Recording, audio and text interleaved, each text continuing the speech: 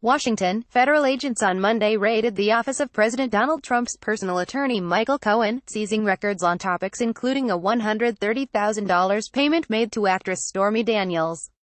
A furious Trump, who in the last month has escalated his attacks on Robert Mueller's Russia investigation, said from the White House that it was a disgrace that the FBI broke into his lawyer's office.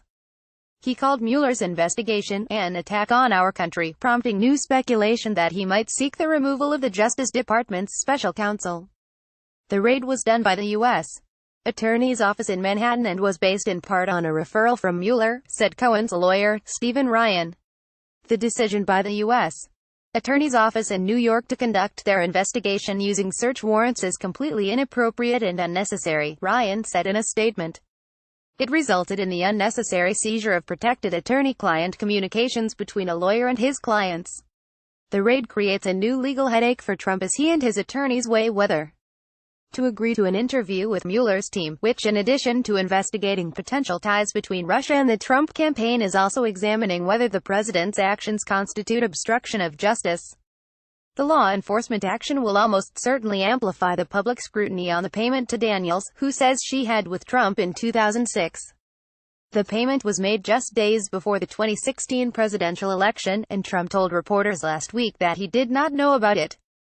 To obtain a warrant, prosecutors and agents must convince a judge they have probable cause of criminal activity and that they believe they'll find evidence of wrongdoing in a search.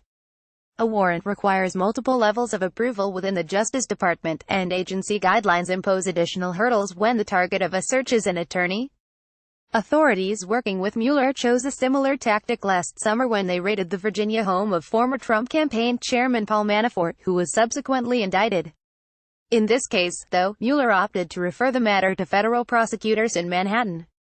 Besides Cohen's office, agents also searched a hotel room where he's been staying while his home is under renovation. Under Justice Department regulations, Mueller must consult with Deputy Attorney General Rod Rosenstein when his investigators uncover new evidence that may fall outside his original mandate. Rosenstein then will determine whether to allow Mueller to proceed or to assign the matter to another U.S. attorney or another part of the Justice Department.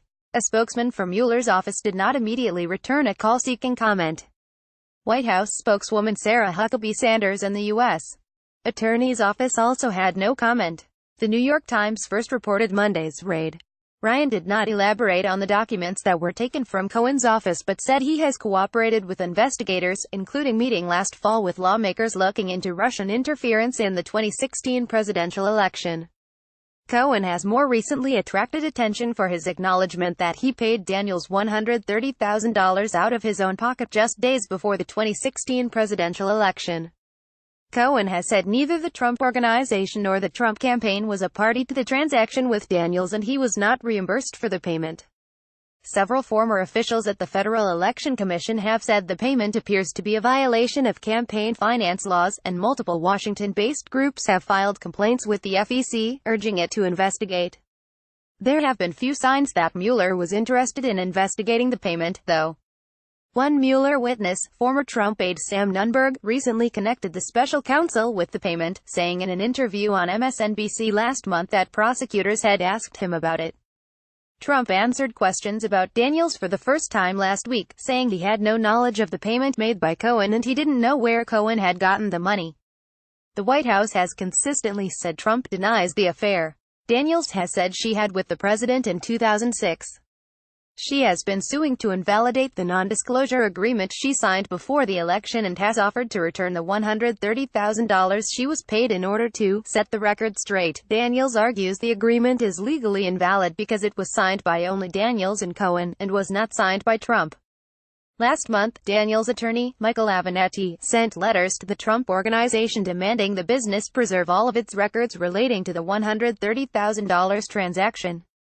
The letter demanded they preserve all emails by Cohen that mention Daniels, whose real name is Stephanie Clifford, as well as any emails and text messages related to the alleged relationship. He sent similar demand letters to two banks, City National and First Republic, asking they preserve documents connected to the transaction. Avenatti also enclosed an email showing Cohen had used his Trump Organization email address in correspondence with a representative from First Republic. In the email, the representative said funds had been deposited in Cohen's account. Federal agents searched Cohen's office at 30 Rockefeller Plaza in New York, where he had been working as part of a strategic partnership with the law firm Squire Patton Boggs. On Monday, the firm said in a statement that its relationship with Cohen had reached its conclusion, mutually and in accordance with the terms of the agreement. We have been in contact with federal authorities regarding their execution of a warrant relating to Mr. Cohen, the firm said. These activities do not relate to the firm and we are in cooperation, ____. Associated Press writers Michael Balsamo in Los Angeles and Tom Hayes in New York contributed to this report.